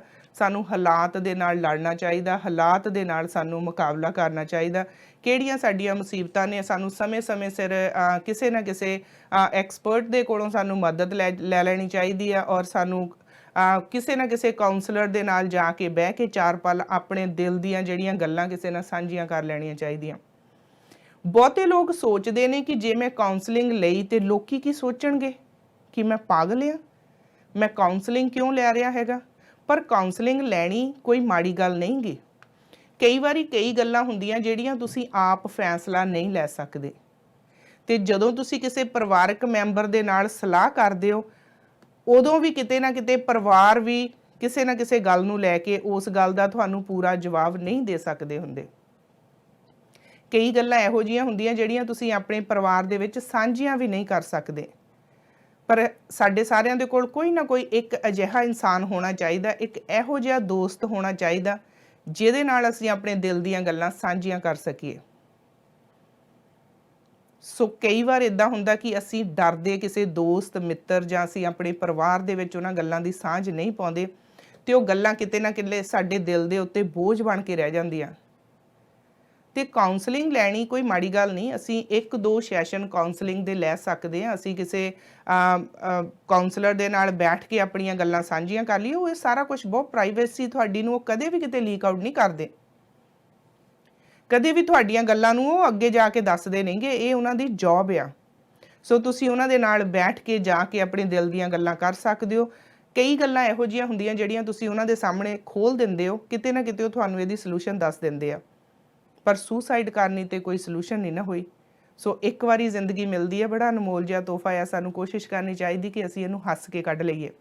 ਸੋ ਮੁਸ਼ਕਲਾਂ ਔਕੜਾਂ ਤੇ ਜ਼ਿੰਦਗੀ 'ਚ ਆਉਂਦੀਆਂ ਰਹਿੰਦੀਆਂ, ਪਰ ਕਹਿੰਦੇ ਇਨਸਾਨ ਉਹੀ ਸਹੀ ਆ ਜਿਹੜਾ ਇਹਨਾਂ ਔਕੜਾਂ ਮੁਸ਼ਕਲਾਂ ਦੇ ਸਮੇਂ 'ਚ ਇਹਨਾਂ ਘੜੀਆਂ 'ਚੋਂ ਨਿਕਲ ਕੇ ਆਪਣੀ ਮੰਜ਼ਿਲ ਵੱਲ ਚੱਲਦਾ ਰਹੇ। ਸੋ ਇਹ ਤਾਂ ਸੀ ਜਿਹੜੀ ਸਰੀ ਦੇ ਵਿੱਚ ਸੁਸਾਈਡ ਕੀਤੀ ਇਸ ਇਨਸਾਨ ਨੇ। ਕਾਰਨ ਕੀ ਆ ਹਾਲੇ ਕੁਝ ਨਹੀਂ ਪਤਾ ਲੱਗਾ। ਪਰ ਜਦੋਂ ਅਸੀਂ ਕਰਦੇ ਹੈਗੇ ਆ ਕੈਨੇਡਾ ਦੀ ਗੱਲ, ਤੇ ਜਦੋਂ ਕਰੋਨਾ ਵਾਇਰਸ ਕੈਨੇਡਾ ਦੇ ਵਿੱਚ ਸ਼ੁਰੂਆਤ ਹੋਈ ਸੀ ਤੇ ਲੋਕੀ ਇੱਕਦਮ ਪੈਨਿਕ ਹੋ ਗਏ ਸੀ, ਘਰਾਂ ਦੇ ਵਿੱਚ ਬੰਦ ਕਰ ਲਿਆ ਸੀ ਆਪਣੇ ਆਪ ਨੂੰ, ਤੇ ਟਰੂਡੋ ਸਰਕਾਰ ਵੱਲੋਂ ਬਹੁਤ ਸਾਰੀ ਜਿਹੜੀ ਵਿੱਤੀ ਮਦਦ ਦੇਣ ਦੇ ਐਲਾਨ ਕਰ ਦਿੱਤੇ ਗਏ ਸੀ। ਸੋ ਜਦੋਂ ਅਸੀਂ CERB ਦੀ ਗੱਲ ਕਰਦੇ ਹਾਂ, ਕੈਨੇਡਾ ਐਮਰਜੈਂਸੀ ਰਿਸਪੌਂਡ ਬੈਨੀਫਿਟ, ਸੋ 2000 ਦੀ ਚੈੱਕ ਬਹੁਤ ਸਾਰੇ ਲੋਕਾਂ ਨੇ ਲੈਣੀਆਂ ਸ਼ੁਰੂ ਕਰ ਦਿੱਤੀਆਂ ਸੀ। ਹਾਲੇ ਵੀ ਕਈ ਲੈ ਰਹੇ ਨੇ, ਪਰ ਇਹ ਬਹੁਤ ਜਲਦ ਖਤਮ ਹੋ ਰਹੀ ਹੈ। ਅਗਸਤ 29 ਨੂੰ ਇਹ ਬੰਦ ਹੋ ਜਾਣੇ ਆ, ਪਰ ਟਰੂਡੋ ਸਰਕਾਰ ਵੱਲੋਂ ਤੇ NDP ਸਰਕਾਰ ਵੱਲੋਂ ਰਲ ਕੇ ਇੱਕ ਹੋਰ ਸਕੀਮ ਦੀ ਜਿਹੜੀ ਸੋਚ ਰਹੇ ਨੇ ਉਸ ਦੇ ਬਾਰੇ ਕਿ EI ਜਿਹੜੀ ਆ ਉਹ ਪ੍ਰੋਗਰਾਮ ਲੋਕਾਂ ਨੂੰ ਦਿੱਤਾ ਜਾਊਗਾ। ਪਰ ਇਹਦੇ ਵਿੱਚ ਵੀ ਬਹੁਤ ਸਾਰੇ ਲੋਕ ਜਿਹੜੇ ਆ ਉਹ ਜਿਹੜੇ CERB ਲੈਂਦੇ ਆ ਉਹ ਨਹੀਂ ਲੈ ਸਕਦੇ। ਸੋ ਜਿਹੜੇ ਕਰਬ ਲੈਂਦੇ ਆ ਉਹ EI ਦਾ ਪਲਾਨ ਨਹੀਂ ਲੈ ਸਕਦੇ। ਸੋ ਇਹਦੀਆਂ ਕੀ ਗਾਈਡਲਾਈਨਸ ਨੇ, ਕਿਵੇਂ ਇਹਨੂੰ ਤੁਸੀਂ ਕਰਨਾ, ਉਹਨਾਂ ਨੇ ਇਹ ਅਨਾਉਂਸ ਕੀਤਾ ਕਿ 29 ਅਗਸਤ ਤੋਂ ਪਹਿਲਾਂ ਇਹ ਫੈਸਲਾ ਲੈ ਲਿਆ ਜਾਊਗਾ। ਆਉਣ ਵਾਲੇ ਸਮੇਂ ਦੇ ਵਿੱਚ ਉਹ ਦੱਸਣਗੇ, ਪਰ ਬਹੁਤ ਸਾਰੇ ਲੋਕਾਂ ਨੇ ਇਸ ਦਾ ਗਲਤ ਫਾਇਦਾ ਵੀ ਉਠਾਇਆ ਤੇ ਬਹੁਤ ਸਾਰੇ ਲੋਕ ਜਿਹੜੇ ਤਕਰੀਬਨ 1.5 ਲੱਖ ਤੋਂ ਵੱਧ ਦੀ ਗਿਣਤੀ ਦੇ ਲੋਕ ਨੇ ਜਿਨ੍ਹਾਂ ਨੇ ਇਹ ਪੈਸੇ ਵਾਪਸ ਵੀ ਸਰਕਾਰ ਨੂੰ ਕੀਤੇ ਆ, ਕਿਉਂਕਿ ਉਹ ਇਹਨਾਂ ਪੈਸਿਆਂ ਨੂੰ ਲੈਣ ਦੇ ਹੱਕਦਾਰ ਨਹੀਂ ਸੀ, ਪਰ ਕਿਤੇ ਨਾ ਕਿਤੇ ਉਹਨਾਂ ਨੇ ਜਿਹੜਾ ਧੋਖੇ ਦੇ ਨਾਲ ਇਹ ਪੈਸੇ ਲਏ ਸੀ। ਤੇ ਟੋਰਾਂਟੋ ਦੇ ਵਿੱਚ ਇੱਕ ਔਰਤ ਫੜੀ ਗਈ ਹੈ ਜਿਸ ਨੇ ਵੱਖ-ਵੱਖ ਬੈਂਕਾਂ ਦੇ ਵਿੱਚ ਅਕਾਊਂਟ ਖੋਲ ਕੇ ਵੱਖ-ਵੱਖ ਨਾਵਾਂ ਤੋਂ ਉਸਨੇ ਧੋਖੇ ਦੇ ਨਾਲ ਪੈਸੇ ਲਏ ਸੀ, ਤੇ ਉਸ ਨੂੰ ਵੀ ਫੜ ਲਿਆ ਗਿਆ ਤੇ ਉਸ ਦੇ ਵੀ ਪੈਸੇ ਵਾਪਸ ਲਏ ਜਾਣਗੇ। ਸੋ ਬਹੁਤ ਕੁਝ ਲੋਕ ਕਰਦੇ ਨੇ ਸ਼ਾਰਟਕਟ। ਮੈਂ ਕੱਲ ਵੀ ਗੱਲ ਕੀਤੀ ਸੀ ਕਿ ਕਈ ਵਾਰੀ ਸ਼ਾਰਟਕਟ ਕਰਦਿਆਂ ਅਸੀਂ ਆਪਣੀ ਰੈਕਡ ਆਪਣਾ ਖਰਾਬ ਕਰਕੇ ਬੈਠ ਜਾਂਦੇ ਹਾਂ, ਅਸੀਂ ਆਪਣੇ ਲਈ ਹੋਰ ਮੁਸੀਬਤਾਂ ਸਹੇੜ ਲੈਂਦੇ ਆ। ਸੋ 29 ਅਗਸਤ ਤੱਕ ਜਿਹੜੀ ਕਰਬ ਆ ਉਹ ਬੰਦ ਹੋ ਜਾਣੀ ਆ, ਪਰ ਹੋਰ ਪਲਾਨ ਜਿਹੜੇ ਆ, ਹੋਰ ਪ੍ਰੋਗਰਾਮ ਆ, EI ਦੇ ਕੋਈ ਪ੍ਰੋਗਰਾਮ ਉਹਨਾਂ ਦੀ ਸ਼ੁਰੂਆਤ ਹੋਊਗੀ, ਪਰ ਉਹ ਕਦੋਂ ਹੋਣੀ ਆ ਉਹ ਦੱਸਿਆ ਜਾਊਗਾ। ਸੋ 29 ਅਗਸਤ ਤੋਂ ਪਹਿਲਾਂ ਦੱਸਿਆ ਜਾਊਗਾ। ਇਸੇ ਤਰ੍ਹਾਂ ਹੀ ਅਸੀਂ ਤੁਹਾਨੂੰ ਇਹਦੀ ਜਿਹੜੀ ਇਨਫੋਰਮੇਸ਼ਨ ਹੈ ਜ਼ਰੂਰ ਦੇਵਾਂਗੇ। ਤੇ ਹੁਣ ਅਗਲੀ ਜਿਹੜੀ ਖਬਰ ਆ ਮੇਰੇ ਕੋਲ ਟੈਕਨੋਲੋਜੀ ਦੀ। ਮੈਂ ਹਮੇਸ਼ਾ ਕਹਿੰਦੀ ਆ ਕਿ ਸੋਸ਼ਲ ਮੀਡੀਆ ਦਾ ਸਹੀ ਵਰਤੋਂ ਬਹੁਤ ਲੋਕ ਕਰਦੇ ਨੇ, ਗਲਤ ਵੀ ਬਹੁਤ ਲੋਕ ਕਰਦੇ ਨੇ। ਅਸੀਂ ਕੀ ਕਰਨਾ, ਅਸੀਂ ਸਹੀ ਦੇਖਣਾ ਜਾਂ ਗਲਤ ਦੇਖਣਾ, ਇਹ ਸਾਡੇ ਹੱਥਾਂ 'ਚ ਆ। ਜੇ ਅਸੀਂ ਗਲਤ ਦੇਖਾਂਗੇ ਇਹਦਾ ਮਤਲਬ ਕਿ ਅਸੀਂ ਜਾਣਬੁੱਝ ਕੇ ਗਲਤ ਦੇਖ ਰਹੇ ਹਾਂ। ਸਹੀ ਦੇਖਣਾ ਬਹੁਤ ਚੰਗੀਆਂ ਗੱਲਾਂ ਨੇ। ਸੋਸ਼ਲ ਮੀਡੀਆ ਤੇ ਬਹੁਤ ਕੁਝ ਅਸੀਂ ਸਿੱਖਦੇ ਹਾਂ, ਬਹੁਤ ਕੁਝ ਨਵਾਂ ਅਸੀਂ ਜਾਣਦੇ ਹਾਂ, ਨਿਊਜ਼ ਅਸੀਂ ਦੇਖਦੇ ਹਾਂ। ਅੱਜ ਕੱਲ੍ਹ ਜੇ ਗੱਲ ਕੀਤੀ ਜਾਵੇ, ਕੋਈ 2 ਜਾਂ 3 ਘੰਟੇ ਜਾਂ ਸਵੇਰੇ ਉੱਠ ਕੇ ਟੀਵੀ ਦੇ ਅੱਗੇ ਬਹਿ ਕੇ ਨਿਊਜ਼ ਬਹੁਤ ਘੱਟ ਲੋਕ ਦੇਖਦੇ ਆ। ਅਕਸਰ ਲੋਕ ਆਪਣੇ ਮੋਬਾਈਲ ਤੋਂ ਹੀ ਸਾਰਾ ਕੁਝ ਪੜ੍ਹਨ ਦਾ, ਸਾਰਾ ਕੁਝ ਦੇਖਣ ਦੇ ਆਦੀ ਹੋ ਚੁੱਕੇ ਨੇ। ਸੋ ਸਾਡੀ ਜ਼ਿੰਦਗੀ ਦਾ ਇੱਕ ਹਿੱਸਾ ਬਣ ਚੁੱਕੇ ਨੇ ਮੋਬਾਈਲ ਫੋਨ। ਸੋ ਟੈਕਨੋਲੋਜੀ ਦੀ ਗੱਲ ਕਰੀਏ ਤੇ ਨਿਊਟਨ ਏਰੀਏ ਦੇ ਵਿੱਚ, ਨਿਊਟਨ ਬੱਸ ਐਕਸਚੇਂਜ ਤੇ ਇੱਕ ਔਰਤ ਜਦੋਂ ਬੱਸ ਦੇ ਵਿੱਚ ਬੈਠੀ ਤੇ ਉਸ ਨੂੰ ਇੱਕ 에ਅਰ ਡ੍ਰੌਪ ਮੈਸੇਜ ਆਇਆ। 에ਅਰ ਡ੍ਰੌਪ ਮੈਸੇਜ ਉਹ ਹੁੰਦੇ ਆ ਕਿ ਜਦੋਂ ਤੁਸੀਂ 30 ਫੁੱਟ ਦੀ ਦੂਰੀ 'ਚ ਕਿਸੇ ਦੇ ਲਾਗੇ ਹੁੰਦੇ ਹੋ, ਕਿਉਂਕਿ ਟੈਕਨੋਲੋਜੀ ਦੇ ਵਿੱਚ ਬਹੁਤ ਸਾਰੇ ਇਹੋ ਜਿਹੇ ਐਪ ਨੇ, ਇਹੋ ਜਿਹਾ ਸਿਸਟਮ ਆ, ਕਈਆਂ ਦਾ ਤੁਹਾਨੂੰ ਪਤਾ ਹੀ ਨਹੀਂ ਹੁੰਦਾ। ਸੋ ਇਹ ਜਿਹੜਾ 에ਅਰ ਡ੍ਰੌਪ ਆ, ਇਹ ਤੁਸੀਂ ਆਪਣਾ ਜਿਹੜਾ ਰਿਸੀਵਿੰਗ ਮੈਸੇਜ ਤੁਸੀਂ ਕਿਸੇ ਤੋਂ ਵੀ, ਜਿਹੜਾ ਤੁਹਾਡੇ ਆਲੇ ਦੁਆਲੇ 30 ਫੁੱਟ ਦੇ ਏਰੀਏ 'ਚ ਕੋਈ ਬੈਠਾ ਆ, ਉਹ ਤੁਹਾਨੂੰ ਜਦੋਂ 에ਅਰ ਡ੍ਰੌਪ ਮੈਸੇਜ ਕਰਦਾ, ਜੇ ਤੁਸੀਂ ਉਹਨੂੰ ਰਿਸੀਵ ਕਰ ਲਿਆ ਤੇ ਤੁਸੀਂ ਉਹ ਮੈਸੇਜ ਖੋਲ੍ਹ ਕੇ ਪੜ੍ਹ ਸਕਦੇ ਹੋ। ਜੇ ਤੁਹਾਡੇ 에ਅਰ ਡ੍ਰੌਪ ਮੈਸੇਜ ਬੰਦ ਆ ਤੇ ਜੇ 30 ਫੁੱਟ ਦੇ ਏਰੀਏ 'ਚ ਤੁਹਾਡੇ ਕੋਲ ਕੋਈ ਬੈਠਾ ਤੁਹਾਨੂੰ ਮੈਸੇਜ ਕਰਦਾ, ਉਹ ਮੈਸੇਜ ਤੁਹਾਨੂੰ ਡਿਲੀਵਰ ਨਹੀਂ ਹੋਣਾ ਤੇ ਉਸ ਇਨਸਾਨ ਨੂੰ ਵੀ ਪਤਾ ਲੱਗ ਜਾਣਾ ਕਿ ਇਹ ਮੈਸੇਜ ਕਿਸੇ ਨੂੰ ਡਿਲੀਵਰ ਨਹੀਂ ਹੋਇਆ। ਸੋ ਇਸ ਔਰਤ ਨੂੰ ਜਦੋਂ ਇਹ ਬੱਸ ਦੇ ਵਿੱਚ ਬੈਠੀ, ਇਸ ਨੂੰ ਇੱਕ ਮੈਸੇਜ 에ਅਰ ਡ੍ਰੌਪ ਹੋਇਆ। ਉਸ ਮੈਸੇਜ ਦੇ ਵਿੱਚ ਲਿਖਿਆ ਸੀ ਕਿ ਮੈਂ ਤੇਰਾ ਰੇਪ ਕਰ ਦੇਣਾ। ਕਿੰਨਾ ਡਿਸਗਸਟਿੰਗ ਤੇ ਨੈਸਟੀ ਮੈਸੇਜ ਸੀ ਕਿ ਮੈਂ ਤੇਰਾ ਰੇਪ ਕਰ ਦੇਣਾ, ਮੈਂ ਤੇਰਾ ਰੇਪ ਕਰਨਾ ਚਾਹੁੰਦਾ ਹਾਂ। ਤੇ ਉਹ ਇੱਕਦਮ ਘਬਰਾ ਗਈ। ਉਸਨੇ ਆਲੇ ਦੁਆਲੇ ਦੇਖਿਆ ਕਿ 30 ਫੁੱਟ ਦੀ ਦੂਰੀ ਦੇ ਵਿੱਚੋਂ ਮੈਨੂੰ ਜਿਹੜਾ ਕੋਈ ਮੈਸੇਜ ਆਇਆ। ਉਸਨੇ ਬੱਸ 'ਚ ਵੀ ਆਲੇ ਦੁਆਲੇ ਦੇਖਿਆ ਕਿ ਕੋਈ ਮੇਰੇ ਨਾਲ ਹੀ ਤਾਂ ਨਹੀਂ ਬੈਠਾ, ਤੇ ਉਹ ਘਬਰਾ ਗਈ। ਥੋੜੇ ਸਮੇਂ ਬਾਅਦ ਉਹਨੂੰ ਉਹੀ ਮੈਸੇਜ ਦੁਬਾਰਾ ਫੇਰ ਆਇਆ ਕਿ ਮੈਂ ਸੱਚੀ ਕਹਿੰਦਾ ਕਿ ਮੈਂ ਤੇਰਾ ਰੇਪ ਕਰਨਾ ਚਾਹੁੰਦਾ ਹਾਂ। ਤੇ ਫਿਰ ਉਹ ਉੱਠ ਕੇ ਡਰਾਈਵਰ ਦੇ ਕੋਲ ਗਈ, ਉਸਨੇ ਡਰਾਈਵਰ ਦੇ ਨਾਲ ਗੱਲ ਕੀਤੀ ਤੇ ਫਿਰ ਉਹਨਾਂ ਨੇ ਟ੍ਰਾਂਜ਼ਿਟ ਪੁਲਿਸ ਨੂੰ ਕਾਲ ਕੀਤੀ। ਪੁਲਿਸ ਨੇ ਆ ਕੇ ਉਸ ਔਰਤ ਨੂੰ ਉਸਦੇ ਘਰ ਸਹੀ ਸਲਾਮਤ ਪਹੁੰਚਦੇ ਕੀਤਾ,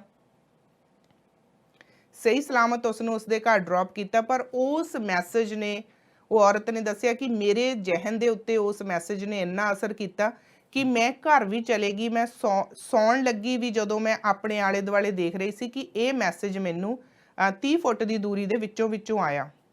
ਤੇ ਉਹ ਕਹਿੰਦੇ ਮੈਨੂੰ ਇਦਾਂ ਲੱਗਦਾ ਸੀ ਕਿ ਕੋਈ ਵਿਅਕਤੀ ਹੈ ਜਿਹੜਾ ਮੇਰੇ ਲਾਗੇ ਛਾਗੇ ਹੀ ਆ ਤੇ ਜਿਹੜਾ ਮੈਨੂੰ ਨੁਕਸਾਨ ਪਹੁੰਚਾਉਣਾ ਚਾਹੁੰਦਾ ਆ। ਬਹੁਤ ਸਾਰੇ ਇਹੋ ਜਿਹੇ ਮੈਸੇजेस ਆਉਂਦੇ ਆ ਸਾਨੂੰ, ਫੋਨ ਦੇ ਰਾਹੀਂ ਆਉਂਦੇ ਆ ਕਿ ਤੁਹਾਡੀ ਲੋਟਰੀ ਨਿਕਲ ਗਈ, ਆ ਨਿਕਲ ਗਿਆ। ਬਹੁਤ ਸਾਰੇ ਇਹੋ ਜਿਹੇ ਮੈਸੇਜ ਹੁੰਦੇ ਜਿਨ੍ਹਾਂ ਦੇ ਵਿੱਚ ਲਿੰਕ ਦਿੱਤੇ ਹੁੰਦੇ ਆ ਤੁਹਾਨੂੰ। ਪੁਲਿਸ ਵੱਲੋਂ ਦੱਸਿਆ ਗਿਆ ਕਿ ਇਹੋ ਜਿਹੇ ਜਦੋਂ ਤੁਹਾਨੂੰ ਮੈਸੇਜ ਆਉਂਦੇ ਆ, ਕੋਸ਼ਿਸ਼ ਕਰਿਆ ਕਰੋ ਉਹਨਾਂ ਨੂੰ ਖੋਲ੍ਹਿਆ ਨਾ ਕਰੋ। ਕਈ ਲੋਕ ਕਹਿੰਦੇ ਆ ਕਿ ਸਾਡੀ ਆਈਡੀ ਹੈਕ ਹੋ ਗਈ, ਸਾਡੀ ਫੇਸਬੁੱਕ ਹੈਕ ਹੋ ਗਈ, ਸਾਡਾ ਇੰਸਟਾਗ੍ਰਾਮ ਕਿਸੇ ਨੇ ਹੈਕ ਕਰ ਲਿਆ। ਖੈਰ ਮੈਨੂੰ ਟੈਕਨੋਲੋਜੀ ਦੀਆਂ ਇੰਨੀਆਂ ਜ਼ਿਆਦੀਆਂ ਗੱਲਾਂ ਤੇ ਨਹੀਂ ਪਤਾ, ਮੈਨੂੰ ਤੇ ਸਿੰਪਲ ਜਿਹੜੀਆਂ ਟੈਕਨੋਲੋਜੀ ਦੇ ਫੋਨ ਚਲਾਉਣਾ ਆਉਂਦਾ ਆ, ਸਿੰਪਲ ਗੱਲਾਂ ਦੇ ਬਾਰੇ ਮੈਨੂੰ ਜਾਣਕਾਰੀ ਹੈ। ਹਾਂ, ਜੁੜੇ ਰਹੀਦਾ ਅਸੀਂ ਟੈਕਨੋਲੋਜੀ ਦੇ ਨਾਲ, ਕਿਉਂਕਿ ਸਾਡੀ ਕੋਸ਼ਿਸ਼ ਹੁੰਦੀ ਕਿ ਅਸੀਂ ਤੁਹਾਡੇ ਕੋਲੋਂ ਸਾਰੀਆਂ ਗੱਲਾਂ, ਉਹ ਸਾਰਾ ਕੁਝ ਲੈ ਕੇ ਆਈਏ। ਤੇ ਫੋਨ ਦੇ ਰਾਹੀਂ ਹੀ ਸਾਡੇ ਕੰਮਕਾਰ ਦੇ ਬਹੁਤ ਸਾਰੇ ਇਹੋ ਜਿਹੇ ਜ਼ਰੂਰੀ ਕੰਮ ਆ, ਅਸੀਂ ਬੈਂਕਿੰਗ ਵੀ ਆਨਲਾਈਨ ਕਰਦੇ ਆ। ਔਰ ਮੈਸੇਜ ਕਰਨਾ ਇੱਕ ਸ਼ਾਰਟਕਟ ਵੇ ਆ। ਜੇ ਤੁਸੀਂ ਕਿਸੇ ਦੇ ਨਾਲ ਗੱਲਬਾਤ ਕਰਨੀ ਆ, ਕਈ ਵਾਰੀ ਤੁਹਾਡੇ ਕੋਲ ਸਮਾਂ ਨਹੀਂ ਹੁੰਦਾ, ਤੁਸੀਂ ਟੂ ਦਾ ਪੁਆਇੰਟ ਜਦੋਂ ਗੱਲ ਕਰਨੀ ਹੁੰਦੀ ਆ, ਤੇ ਮੇਰੇ ਖਿਆਲ ਦੇ ਵਿੱਚ ਮੈਸੇਜ ਸਾਰਿਆਂ ਤੋਂ ਬੈਸਟ ਜ਼ਰੀਆ ਆ ਕਿਸੇ ਨਾਲ ਟੂ ਦਾ ਪੁਆਇੰਟ ਗੱਲ ਕਰਨ ਲਈ।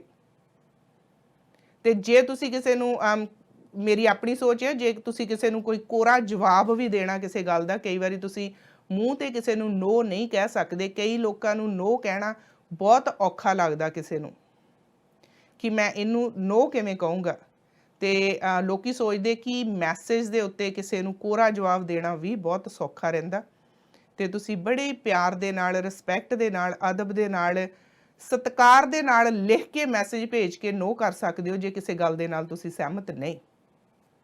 ਤੇ ਕਹਿੰਦੇ ਜੇ ਤੁਸੀਂ ਕਿਸੇ ਇਨਸਾਨ ਨੂੰ ਕੋਈ ਇਹੋ ਜਿਹੀ ਗੱਲ ਕਰਨੀ ਹੈ ਜਿਹੜੀ ਤੁਹਾਡੇ ਜ਼ਿਹਨ ਦੇ ਵਿੱਚ ਆ, ਕਈ ਵਾਰੀ ਤੁਸੀਂ ਫੇਸ ਟੂ ਫੇਸ ਨਹੀਂ ਕਰ ਸਕਦੇ। ਸੋ ਮੈਸੇਜ ਸਾਡਾ ਜ਼ਰੀਆ ਆ।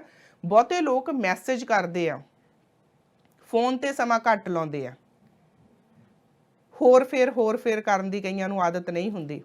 ਪਰ ਜਿਹੜੇ ਤੁਹਾਨੂੰ ਐਵੇਂ ਹੀ ਮੈਸੇਜ ਕਿਤੇ ਨਾ ਕਿਤੇ ਆਉਂਦੇ ਆ, ਉਹਨਾਂ ਦੀ ਕੋਸ਼ਿਸ਼ ਸਾਨੂੰ ਕਰਨੀ ਚਾਹੀਦੀ ਹੈ। ਪੁਲਿਸ ਨੇ ਦੱਸਿਆ ਕਿ ਉਹ ਮੈਸੇजेस ਤੁਸੀਂ ਖੋਲੋ ਨਾ।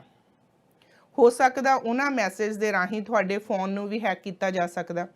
ਕਈ ਵਾਰ ਤੁਹਾਨੂੰ ਕੋਈ ਲਿੰਕ ਭੇਜੇ ਜਾਂਦੇ, ਤੁਸੀਂ ਉਸ ਤੇ ਕਲਿੱਕ ਕਰ ਲੈਂਦੇ ਆ, ਗਾਂਹ ਦੀ ਗਾਂਹ ਉਹਦੇ ਵਿੱਚ ਕੋਈ ਨਾ ਕੋਈ ਇਨਫੋਰਮੇਸ਼ਨ ਨਿਕਲਦੀ ਰਹਿੰਦੀ ਆ। ਸਕੈਮ ਦੀਆਂ ਕਾਲਸ ਸਾਨੂੰ ਬਹੁਤ ਆਉਂਦੀਆਂ ਰਹਿੰਦੀਆਂ। ਸੋ ਟ੍ਰਾਂਜ਼ਿਟ ਪੁਲਿਸ ਨੇ ਜਿਹੜਾ ਨੰਬਰ ਦਿੱਤਾ ਹੈ 6045167419, ਉਹ ਕਹਿੰਦੇ ਕਿ ਜੇ ਤੁਹਾਨੂੰ ਇਹੋ ਜਿਹਾ ਕਿਸੇ ਨੂੰ ਬੱਸ 'ਚ ਬੈਠਿਆਂ ਜਾਂ ਸਕਾਈ ਟ੍ਰੇਨ 'ਚ ਬੈਠਿਆਂ ਕੋਈ ਇਹੋ ਜਿਹਾ ਤੁਹਾਨੂੰ ਮੈਸੇਜ ਆਉਂਦੇ ਆ ਤੇ ਤੁਸੀਂ ਮੈਟਰੋ ਟ੍ਰਾਂਜ਼ਿਟ ਪੁਲਿਸ ਨੂੰ ਇਹਨਾਂ ਨੰਬਰਾਂ ਤੇ ਫੋਨ ਕਰ ਸਕਦੇ ਹੋ ਤੇ ਆਪਣੀ ਇਹਨਾਂ ਨੂੰ ਤੁਸੀਂ ਮੁਸ਼ਕਲ ਦੱਸ ਸਕਦੇ ਹੋ ਤੇ ਇਹ ਤੁਹਾਡੀ ਸੇਫਟੀ ਦੇ ਲਈ ਉੱਥੇ ਪਹੁੰਚਣਗੇ। ਪਿੱਛੇ ਜੇ ਮੈਂ ਗੱਲ ਕੀਤੀ ਸੀ ਕਿ ਸਕਾਈ ਟ੍ਰੇਨ ਤੋਂ ਆਉਂਦੀ ਔਰਤ ਤੇ ਹਮਲਾ ਹੋਇਆ ਤੇ ਹੁਣ ਬੱਸ ਦੇ ਵਿੱਚ ਬੈਠੀ ਔਰਤ ਨੂੰ ਇਹੋ ਜਿਹਾ ਮੈਸੇਜ ਕੀਤਾ ਗਿਆ ਤੇ ਵਾਕਿਆ ਹੀ ਉਹ ਕਹਿੰਦੇ ਮੈਂ ਤੇ ਡਰ ਹੀ ਗਈ ਹਾਂ ਕਿ ਵਾਕਿਆ ਹੀ ਖਰੇ ਕੋਈ ਇਨਸਾਨ ਮੈਨੂੰ ਇਹੋ ਜਿਹਾ ਕੁਝ ਕਰੇਗਾ ਤੇ ਉਸਨੇ ਬੱਸ 'ਚੋਂ ਉਤਰਨਾ ਸੇਫ ਨਹੀਂ ਸਮਝਿਆ ਜਿੰਨਾ ਚਿਰ ਪੁਲਿਸ ਨਹੀਂ ਆਈ ਉੱਥੇ। ਸੋ ਕੌਣ ਨੇ ਇਹ ਲੋਕ ਜਿਹੜੇ ਮਾਨਸਿਕ ਤੌਰ ਤੇ ਬਿਮਾਰ ਨੇ, ਇਹੋ ਜਿਹੇ ਜਿਹੜੇ ਔਰਤਾਂ ਨੂੰ ਬਾਹਰ ਤੰਗ ਕਰਦੇ ਨੇ, ਤੰਗ ਪਰੇਸ਼ਾਨ ਕਰਦੇ ਨੇ। ਤੇ ਬਹੁਤੀ ਵਾਰ ਜਦੋਂ ਅਸੀਂ ਜਾਂਦੇ ਆ ਬਾਹਰ ਤੇ ਬਹੁਤੀ ਵਾਰ ਮੈਂ ਬੱਚੀਆਂ ਜਿਹੜੀਆਂ ਇੰਟਰਨੈਸ਼ਨਲ ਸਟੂਡੈਂਟ ਸਾਡੇ ਮੁਲਕ ਦੇ ਵਿੱਚ ਇਸ ਕੈਨੇਡਾ ਦੇ ਵਿੱਚ ਆਈਆਂ ਨੇ, ਪੜ੍ਹਾਈ ਦੇ ਲਈ ਆਈਆਂ ਨੇ, ਦੇਰ ਰਾਤ ਤੱਕ ਕੰਮ ਕਰਦੀਆਂ ਨੇ, 10 ਵਜੇ ਤੱਕ 10:30 11 ਵਜੇ ਤੱਕ ਬੱਚੇ ਬੱਸਾਂ 'ਚ ਆਉਂਦੇ ਜਾਂਦੇ ਆ ਤੇ ਕਿਤੇ ਨਾ ਕਿਤੇ ਮਨ ਦੇ ਵਿੱਚ ਸੋਚ ਆਉਂਦੀ ਹੈ ਕਿ ਇਹ ਬੱਚੀਆਂ ਇਕੱਲੀਆਂ ਆਉਂਦੀਆਂ ਨੇ। ਸੋ ਖਿਆਲ ਰੱਖਣਾ ਚਾਹੀਦਾ ਬੱਚਿਆਂ ਨੂੰ ਆਪਣੀ ਸੈਲਫ ਡਿਫੈਂਸ ਦੇ ਲਈ ਕੋਈ ਨਾ ਕੋਈ ਉਹਨਾਂ ਨੂੰ ਆਪਣੇ ਕੋਲ ਆਪਣੇ ਕਿਸੇ ਦੋਸਤ ਨੂੰ ਤੁਸੀਂ ਫੋਨ ਤੇ ਗੱਲਬਾਤ ਕਰਦੇ ਆ ਸਕਦੇ ਆ। ਸੋ ਤੁਸੀਂ ਕਿਸੇ ਨੂੰ ਫੋਨ ਲਾ ਲਓ ਜਿਹੜਾ ਕੋਈ ਤੁਹਾਡੀ ਦੋਸਤ ਘਰ ਆ ਤੇ ਤੁਸੀਂ ਕੰਮ ਤੋਂ ਆ ਰਹੇ ਹੋ, ਐਟਲੀਸਟ ਤੁਹਾਡੀ ਕਿਸੇ ਨਾਲ ਗੱਲ ਹੋ ਰਹੀ ਆ ਤੇ ਜੇ ਇਹੋ ਜਿਹਾ ਕੁਝ ਤੁਹਾਡੇ ਨਾਲ ਹੈਪਨ ਹੁੰਦਾ ਤੇ ਤੁਸੀਂ ਉਹਨਾਂ ਨੂੰ ਹੈਲਪ ਲਈ ਕਹਿ ਸਕਦੇ ਹੋ। ਕਈ ਵਾਰੀ ਤੁਹਾਨੂੰ ਮੌਕਾ ਨਹੀਂ ਮਿਲਦਾ, ਕਈ ਵਾਰੀ ਇਹੋ ਜਿਹੀਆਂ ਗੱਲਾਂ ਹੋ ਜਾਂਦੇ, ਇਹੋ ਜਿਹੇ ਇਨਸੀਡੈਂਟ ਹੋ ਜਾਂਦੇ ਆ। ਸੋ ਸਾਨੂੰ ਚੌਕਸ ਰਹਿਣ ਦੀ ਲੋੜ ਆ। ਸੋ ਜੇ ਅਸੀਂ ਵੀ ਕੋਈ ਇਕੱਲੀ ਔਰਤ ਦੇਖਦੇ ਹਾਂ, ਕੋਈ ਇਕੱਲੀ ਬੱਚੀ ਦੇਖਦੇ ਹਾਂ ਸੜਕ ਤੇ ਤੁਰੀ ਜਾਂਦੀ, ਬੇਸ਼ੱਕ ਅਸੀਂ ਉਸ ਪਾਸੇ ਨਹੀਂ ਜਾਣਾ ਪਰ ਅਸੀਂ ਨਾਈਸ ਵੇ ਦੇ ਨਾਲ ਉਸ ਬੱਚੇ ਨੂੰ, ਕਿਉਂਕਿ ਕਈ ਬੱਚੇ ਨਵੇਂ ਆਏ ਹੁੰਦੇ, ਨਾਈਸ ਵੇ ਦੇ ਨਾਲ ਅਸੀਂ ਉਹਨਾਂ ਬੱਚਿਆਂ ਨੂੰ ਗਾਈਡ ਕਰੀਏ ਕਿ ਬੱਚੇ ਆਹ ਰਾਹ ਤੁਹਾਡੇ ਲਈ ਠੀਕ ਨਿਗਾ, ਇਸ ਰਾਹ ਤੇ ਤੁਸੀਂ ਜਾ ਸਕਦੇ ਹੋ। ਸੋ ਇਨਸਾਨ ਆ, ਸੋ ਥੋੜੀ ਥੋੜੀ ਇਨਸਾਨੀਅਤ ਸਾਨੂੰ ਸਾਰਾ ਦਿਨ ਦੇ ਵਿੱਚ ਕਿਸੇ ਨਾ ਕਿਸੇ ਇਨਸਾਨ ਦਾ ਭਲਾ ਕਰਦੇ ਰਹਿਣਾ ਚਾਹੀਦਾ। ਸੋ ਇਹ ਤਾਂ ਸੀ ਜੀ ਟ੍ਰਾਂਜ਼ਿਟ ਦੀ ਗੱਲ। ਤੇ ਹੁਣ ਜਦੋਂ ਅਸੀਂ ਗੱਲ ਕਰਦੇ ਹਾਂ ਸਾਡੇ ਗੁਆਂਢ ਮੁਲਕ ਦੀ, ਸੋ USA ਦੀ ਗੱਲ ਕਰਦੇ ਹਾਂ ਤੇ USA ਦੇ ਵਿੱਚ ਤਕਰੀਬਨ ਜੇ ਮੈਂ ਗੱਲ ਕਰਾਂ ਤੇ ਬਹੁਤ ਹੀ ਮਾੜੀ ਹਾਲਤ ਆ। ਸੋ USA ਦੇ ਵਿੱਚ 70,272 ਜਿਹੜੇ ਹੋਰ ਨਵੇਂ ਕੇਸ ਸਾਹਮਣੇ ਆਏ ਆ ਔਰ ਇਹ ਜਿਹੜੇ ਕੱਲ ਆਏ ਆ ਕੇਸ 70,272 ਕੱਲ ਜਿਹੜੇ ਕੇਸ ਸਾਹਮਣੇ ਆਏ ਆ ਔਰ ਇਹੋ ਐਰੀਜ਼ੋਨਾ, ਕੈਲੀਫੋਰਨੀਆ, ਫਲੋਰੀਡਾ ਤੇ ਟੈਕਸਸ ਦੇ ਵਿੱਚ ਕੋਵਿਡ ਜਿਹੜੀ 19 ਦੀ ਬਿਮਾਰੀ ਨੇ, ਇਸ ਮਹਾਮਾਰੀ ਨੇ ਬਹੁਤ ਜ਼ੋਰ ਫੜਿਆ ਹੋਇਆ ਔਰ ਤਕਰੀਬਨ 1,38,000 ਲੋਕਾਂ ਦੀ ਮੌਤ ਹੋ ਚੁੱਕੀ ਆ ਪੂਰੇ USA ਦੇ ਵਿੱਚ। ਬਹੁਤ ਵੱਡੀ ਗਿਣਤੀ ਆ, 1,38,000 ਲੋਕਾਂ ਦੀ ਮੌਤ। ਤੇ ਜਿਹੜਾ ਡਿਜ਼ੀਜ਼ ਕੰਟਰੋਲ ਮਹਿਕਮੇ ਦੇ ਮੁਖੀ ਡਾਕਟਰ ਐਂਥਨੀ ਫੌਜੀ ਨੇ 1 ਲੱਖ ਦੱਸਿਆ ਕਿ 1 ਲੱਖ ਤੱਕ ਗਿਣਤੀ ਪਹੁੰਚ ਸਕਦੀ ਹੈ ਕੇਸਾਂ ਦੀ। ਹਾਲੇ ਤੇ 70,272 ਆ, ਉਹ ਕਹਿੰਦੇ 1 ਲੱਖ ਤੱਕ ਪਹੁੰਚ ਸਕਦੀ ਹੈ ਜੇ ਇਹਦੇ ਤੇ ਰੋਕਥਾਮ ਦੇ ਸਖਤ ਕਦਮ ਨਾ ਚੁੱਕੇ ਗਏ। ਸੋ ਕੋਵਿਡ-19 ਨੂੰ ਲੈ ਕੇ ਅਸੀਂ ਇੰਨਾ ਕੁ ਢਿੱਲ ਨਾ ਕਰੀਏ ਕਿ ਕੁਝ ਨਹੀਂ ਹੋਣਾ ਜਾਂ ਮੈਨੂੰ ਨਹੀਂ ਹੋਣਾ। ਪਤਾ ਨਹੀਂ ਕੌਣ ਇਹਨੂੰ ਆਪਣੇ ਮੋਢਿਆਂ ਤੇ ਲਈ ਫਿਰਦਾ। ਇਹਦੇ ਤਾਂ ਸਾਨੂੰ ਸਿੰਪਟਮਸ ਵੀ ਕਾਫੀ ਦਿਨ ਕਹਿੰਦੇ 14 ਦਿਨ ਇਕਾਂਤਵਾਸ ਰਹਿਣ ਦੇ ਲਈ ਇਸੇ ਕਰਕੇ ਕਿਹਾ ਜਾਂਦਾ ਜੇ ਤੁਸੀਂ ਕਿਤੇ ਬਾਹਰੋਂ ਟਰੈਵਲ ਕਰਕੇ ਆ ਰਹੇ ਹੋ। ਤੇ ਜੇ ਤੁਹਾਡੇ ਪਰਿਵਾਰ 'ਚ ਜਾਂ ਆਲੇ ਦੁਆਲੇ 'ਚ ਕੋਈ ਇਨਸਾਨ ਟਰੈਵਲ ਕਰਕੇ ਆਇਆ, ਇਕਾਂਤਵਾਸ ਨਹੀਂ ਕਰ ਰਿਹਾ, ਤੇ ਤੁਸੀਂ ਪੁਲਿਸ ਨੂੰ ਫੋਨ ਕਰਕੇ ਉਹਨਾਂ ਦੀ ਕੰਪਲੇਂਟ ਕਰ ਸਕਦੇ ਹੋ।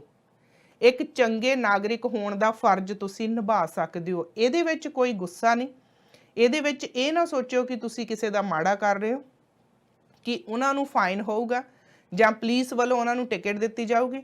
ਤੁਸੀਂ ਇਹਦੇ ਵਿੱਚ ਇਹ ਸੋਚਿਓ ਕਿ ਤੁਸੀਂ ਭਲਾ ਕਰ ਰਹੇ ਹੋ, ਤੁਸੀਂ ਕਮਿਊਨਿਟੀ ਦਾ ਤੇ ਆਪਣੇ ਮੁਲਕ ਦਾ ਭਲਾ ਕਰ ਰਹੇ ਹੋ, ਤੁਸੀਂ ਆਪਣੇ ਆਂਢ ਗੁਆਂਢ ਦਾ ਭਲਾ ਕਰ ਰਹੇ ਹੋ ਤੇ ਤੁਸੀਂ ਉਸ ਪਰਿਵਾਰ ਦਾ ਵੀ ਭਲਾ ਕਰ ਰਹੇ ਹੋ ਜਿਸ ਪਰਿਵਾਰ ਦੇ ਵਿੱਚ ਉਹ ਇਨਸਾਨ ਰਹਿ ਰਿਹਾ ਆ। ਬਹੁਤ ਸਾਰੇ ਲੋਕ ਆ ਜਿਹੜੇ ਅਣਗਹਿਲੀ ਕਰਦੇ ਆ, ਜਿਹੜੇ ਨਹੀਂ ਆਪਣੇ ਆਪ ਨੂੰ ਇਕਾਂਤਵਾਸ ਰੱਖਦੇ। ਸਾਡੇ ਤੱਕ ਤੁਸੀਂ ਕਾਲ ਕਰਦੇ ਹੋ, ਬਹੁਤ ਸਾਰੇ ਲੋਕ ਆ ਜਿਹੜੇ ਮੈਨੂੰ ਵੀ ਫੋਨ ਕਰਕੇ ਦੱਸਦੇ ਆ, ਪਰ ਤੁਸੀਂ ਸਾਨੂੰ ਫੋਨ ਕਰਨ ਦੀ ਬਜਾਏ, ਅਸੀਂ ਹਮੇਸ਼ਾ ਹੀ ਤੁਹਾਡੇ ਮੈਸੇਜ ਦਿੰਦੇ ਰਹਿੰਦੇ, ਪਰ ਤੁਸੀਂ ਸਾਨੂੰ ਫੋਨ ਕਰਨ ਦੀ ਬਜਾਏ ਤੁਸੀਂ ਪੁਲਿਸ ਨੂੰ ਉਹਨਾਂ ਦੀ ਕੰਪਲੇਂਟਸ ਜ਼ਰੂਰ ਕਰਿਆ ਕਰੋ। ਸੋ ਜਦੋਂ ਅਸੀਂ US ਦੀ ਗੱਲ ਕਰਦੇ ਹਾਂ ਤੇ US ਦੇ ਵਿੱਚ ਬਹੁਤ ਸਾਰੇ ਮਾਮਲੇ ਸਾਡੇ ਸਾਹਮਣੇ ਆਉਂਦੇ ਰਹਿੰਦੇ ਆ ਔਰ ਹਮੇਸ਼ਾ ਹੀ ਅਸੀਂ ਕੋਸ਼ਿਸ਼ ਕਰਦੇ ਹਾਂ ਕਿ ਅਸੀਂ ਕਮਿਊਨਿਟੀ ਦੇ ਜਿਹੜੇ ਮਸਲੇ ਹੁੰਦੇ ਇਹਨਾਂ ਨੂੰ ਕਮਿਊਨਿਟੀ ਆਪ ਹੀ ਨਿਬੇੜ ਲਵੇ ਤੇ ਚੰਗੀ ਗੱਲ ਆ। ਜੇ ਮੈਂ ਗੱਲ ਕਰਾਂ ਖਾਸ ਕਰਕੇ ਗੁਰਦੁਆਰਿਆਂ ਦੇ ਮਾਮਲੇ, ਸੋ ਗੁਰਦੁਆਰਿਆਂ ਦੇ ਮਾਮਲੇ ਜਦੋਂ ਕੋਰਟ ਕਚਹਿਰੀਆਂ 'ਚ ਜਾਂਦੇ ਆ ਤੇ ਪੂਰੀ ਦੁਨੀਆ ਦੇ ਵਿੱਚ ਸਿਰ ਸ਼ਰਮਸਾਰ ਹੁੰਦਾ ਆ, ਸਿਰ ਝੁਕਦਾ ਆ ਕਿ ਅਸੀਂ ਆਪਣੇ ਗੁਰੂ ਘਰਾਂ ਨੂੰ ਫਿਰ ਤੋਂ ਲਿਆ ਕੇ ਅਦਾਲਤਾਂ ਦੇ ਵਿੱਚ ਖੜੇ ਕਰ ਦਿੱਤਾ। ਸੋ ਇਹੋ ਜਿਹਾ ਇੱਕ ਮਾਮਲਾ ਜਿਹੜਾ ਫਰੈਜ਼ਨੋ ਸ਼ਹਿਰ ਦਾ ਸਾਹਮਣੇ ਆਇਆ, ਗੁਰਦੁਆਰਾ ਗੁਰੂ ਨਾਨਕ ਪ੍ਰਕਾਸ਼ ਦੇ ਉੱਤੇ ਇਕਬਾਲ ਸਿੰਘ ਬਰਾੜ ਹੋਣਾ ਨੇ ਜਿਹੜਾ ਮੁਕੱਦਮਾ ਦਾਇਰ ਕੀਤਾ ਆ। ਬੂਟਾ ਸਿੰਘ ਚਹਿਲ ਤੇ ਮਿਸਟਰ ਖੋਸਾ ਤੇ ਇੱਕ ਦੋ ਹੋਰ ਮੈਂਬਰ ਨੇ, ਔਰ ਇਸ ਦੇ ਨਾਲ ਗੁਰਦੁਆਰਾ ਗੁਰੂ ਨਾਨਕ ਪ੍ਰਕਾਸ਼ ਫਰੈਜ਼ਨੋ ਦੇ ਵਿੱਚ ਆ, ਟਕਸਾਲ ਦਾ ਗੁਰਦੁਆਰਾ ਆ, ਜਿਸ ਦੇ ਉੱਤੇ ਇਕਬਾਲ ਸਿੰਘ ਬਰਾੜ ਹੋਣਾ ਨੇ ਕੇਸ ਕੀਤਾ ਆ ਕਿ ਉਹਨਾਂ ਨੂੰ ਮਿਸਯੂਜ਼ ਕੀਤਾ ਗਿਆ। ਉਹਨਾਂ ਨੇ ਪ੍ਰਾਪਰਟੀ ਲੈ ਕੇ ਗੁਰਦੁਆਰਾ ਸਾਹਿਬ ਨੂੰ ਦਿੱਤੀ ਸੀ, ਇੱਕ ਸੇਵਾਦਾਰ ਵਜੋਂ ਉਹਨਾਂ ਨੇ ਕੰਮ ਕੀਤਾ ਸੀ, ਔਰ ਹਰਨਾਮ ਸਿੰਘ ਧੁੰਮਾ ਹੋਣਾ ਨੇ ਜਿਹੜਾ ਇਸ ਪ੍ਰਾਪਰਟੀ ਨੂੰ ਹਾਂ ਵੀ ਕੀਤੀ ਸੀ। ਉਹਨਾਂ ਦੇ ਇਸ ਗੁਰਦੁਆਰੇ ਦੇ ਨਾਲ ਕਾਫੀ ਸੰਬੰਧ ਨੇ, ਔਰ ਉਹ ਵੀ ਇਸ ਗੁਰਦੁਆਰੇ ਦੇ ਸ਼ਰਧਾਲੂ ਨੇ। ਸੋ ਉਹਨਾਂ ਨੇ 2006 ਦੇ ਵਿੱਚ ਇਹ ਗੁਰਦੁਆਰਾ ਸਾਹਿਬ ਆਪਣੀ ਵਾਈਫ ਦੇ ਨਾਂ ਤੇ ਲੋਨ ਚੁੱਕ ਕੇ ਤਕਰੀਬਨ 4,80,000 ਅਮਰੀਕਨ ਡਾਲਰ ਦਾ ਘਰ ਗੁਰਦੁਆਰਾ ਸਾਹਿਬ ਦੇ ਨਾਲ ਲੱਗਦੀ ਪ੍ਰਾਪਰਟੀ ਦੇ ਵਿੱਚ ਸੀ, ਫਾਰਮ ਹਾਊਸ ਸੀ, ਜਿਹੜਾ ਇਹਨਾਂ ਨੇ ਉਦੋਂ ਬਾਏ ਕੀਤਾ ਸੀ 2006 'ਚ। ਤੇ ਗੁਰਦੁਆਰਾ ਸਾਹਿਬ ਦੀ ਕਮੇਟੀ ਉਹ ਇਸ ਦੀਆਂ ਪੇਮੈਂਟਾਂ ਦਿੰਦੀ ਸੀ, ਜੋ ਮਹੀਨੇਵਾਰ ਇਸ ਦੀ ਪੇਮੈਂਟ ਆਉਂਦੀ ਸੀ। ਔਰ ਇਹ ਘਰ ਗੁਰਦੁਆਰਾ ਸਾਹਿਬ ਦੇ ਵਿੱਚ ਜਿਹੜੇ ਰਾਗੀ ਢਾਡੀ ਜਾਂ ਕੀਰਤਨੀਏ ਬਾਹਰਲੇ ਮੁਲਕਾਂ ਤੋਂ ਆਉਂਦੇ ਸੀ, ਉਹਨਾਂ ਦੀ ਰਿਹਾਇਸ਼ ਦਾ ਘਰ ਸੀ, ਉਹ ਇੱਥੇ ਰਹਿ ਰਹੇ ਸੀ। ਔਰ ਜਿਹੜੇ ਗ੍ਰੰਥੀ ਆ ਇਸ ਗੁਰਦੁਆਰੇ ਦੇ, ਉਹ ਇਸ ਘਰ ਦੇ ਵਿੱਚ ਰਹਿੰਦੇ ਸੀ। ਤੇ 2017 ਦੇ ਵਿੱਚ ਜਦੋਂ ਕਮੇਟੀ ਬਦਲੀ ਤੇ ਪੁਰਾਣੀ ਕਮੇਟੀ ਨੇ ਇੰਚਾਰਜ ਨਵੀਂ ਕਮੇਟੀ ਨੂੰ ਦਿੱਤਾ, ਤੇ ਨਵੀਂ ਕਮੇਟੀ ਨੇ ਇਸ ਘਰ ਦੀਆਂ ਜਿਹੜੀਆਂ ਪੇਮੈਂਟਾਂ ਦੇਣ ਤੋਂ ਇਨਕਾਰ ਕਰ ਦਿੱਤਾ। ਫੋਰਕਲੋਜ਼ਰ ਦੇ ਲਈ ਵੀ ਇਹ ਘਰ ਗਿਆ, ਪਰ ਵਾਪਸ ਫਿਰ ਇਸ ਨੂੰ ਫੋਰਕਲੋਜ਼ਰ ਤੋਂ ਲੈ ਲਿਆ ਗਿਆ, ਔਰ ਰੈਂਟ ਦੇ ਲਈ ਵੀ ਪਾਇਆ ਗਿਆ। ਪ੍ਰਾਪਰਟੀ ਬਹੁਤ ਜ਼ਿਆਦਾ ਡੈਮੇਜ ਕੀਤੀ ਗਈ ਆ, ਔਰ 2006 ਤੋਂ ਲੈ ਕੇ ਹੁਣ ਤੱਕ ਕੋਈ ਵੀ ਰਿਪੇਅਰ ਨਹੀਂ ਕਰਦੀ ਹੋਈ। ਪਾਣੀ ਦੇ ਪਾਈਪ ਵਗੈਰਾ, ਟੋਇਲਟਸ ਵਗੈਰਾ ਸਭ ਕੁਝ ਬਲੌਕ ਆ, ਸਾਰਾ ਕੁਝ ਖਰਾਬ ਆ, ਕਾਰਪੇਟ ਦੀ ਹਾਲਤ ਬਹੁਤ ਮਾੜੀ ਆ। ਤੇ ਹੁਣ ਗੁਰਦੁਆਰਾ ਸਾਹਿਬ ਵੱਲੋਂ ਕਿਹਾ ਜਾ ਰਿਹਾ ਕਿ ਸਾਨੂੰ ਇਹ ਜਿਹੜੀ ਪ੍ਰਾਪਰਟੀ ਆ ਗੁਰਦੁਆਰੇ ਨੂੰ ਨਹੀਂ ਚਾਹੀਦੀ।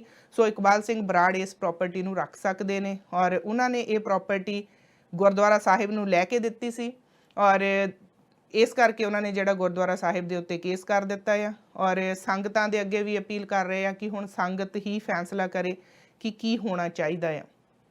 ਔਰ ਜਦੋਂ ਅਸੀਂ ਗੱਲ ਕਰਦੇ ਆ ਉਸ ਪ੍ਰਾਪਰਟੀ ਦੀ, ਅਸੀਂ ਦੋਨਾਂ ਪਾਰਟੀਆਂ ਦੇ ਨਾਲ ਗੱਲ ਕਰਨ ਦੀ ਕੋਸ਼ਿਸ਼ ਕੀਤੀ। ਸਾਡੇ ਨਾਲ ਇਕਬਾਲ ਸਿੰਘ ਬਰਾੜ ਹੋਣਾ ਨੇ ਐਜ਼ ਅ ਇੰਟਰਵਿਊ ਤੇ ਆ ਕੇ ਉਹਨਾਂ ਨੇ ਸਾਰੀ ਇਨਫੋਰਮੇਸ਼ਨ ਸਾਡੇ ਤੱਕ ਪਹੁੰਚਦੀ ਕੀਤੀ। ਸੋ ਉਹ ਵੀ ਅਸੀਂ ਤੁਹਾਡੇ ਨਾਲ ਕਿਸੇ ਦਿਨ ਜ਼ਰੂਰ ਸਾਂਝੀ ਕਰਾਂਗੇ, ਕਿਉਂਕਿ ਅਸੀਂ ਥੋੜੀ ਜਿਹੀ ਹੋਰ ਫਰਦਰ ਇਨਫੋਰਮੇਸ਼ਨ ਦੀ ਵੇਟ ਕਰਦੇ ਹਾਂ। ਪਰ ਜਦੋਂ ਇਹੋ ਜਿਹੀਆਂ ਖਬਰਾਂ ਅਖਬਾਰਾਂ ਦੇ ਵਿੱਚ ਛਪਦੀਆਂ, ਕਿਤੇ ਨਾ ਕਿਤੇ ਮਨ ਬੜਾ ਹੀ ਪਰੇਸ਼ਾਨ ਹੁੰਦਾ ਕਿ ਕਦ ਤੱਕ ਸਾਡੇ ਗੁਰਦੁਆਰਿਆਂ ਦੇ ਜਿਹੜੇ ਕੇਸ ਆ, ਜਿਹੜੀਆਂ ਲੜਾਈਆਂ ਆ, ਕਦ ਤੱਕ ਕੋਰਟਾਂ ਕਚਹਿਰੀਆਂ ਦੇ ਵਿੱਚ ਅਸੀਂ ਇਸੇ ਤਰ੍ਹਾਂ ਹੀ ਸੰਗਤ ਦੇ ਵੱਲੋਂ ਦਿੱਤੀ ਗਈ ਹੋਈ ਮਾਇਆ ਗੋਲਕ ਦੇ ਵਿੱਚ ਪਾਈ ਗਈ ਸੰਗਤ ਦਾ ਦਸਵੰਧ ਕੱਢਿਆ ਹੋਇਆ, ਕਦ ਤੱਕ ਅਸੀਂ ਕੋਰਟਾਂ ਕਚਹਿਰੀਆਂ ਚਲਾਉਂਦੇ ਰਵਾਂਗੇ।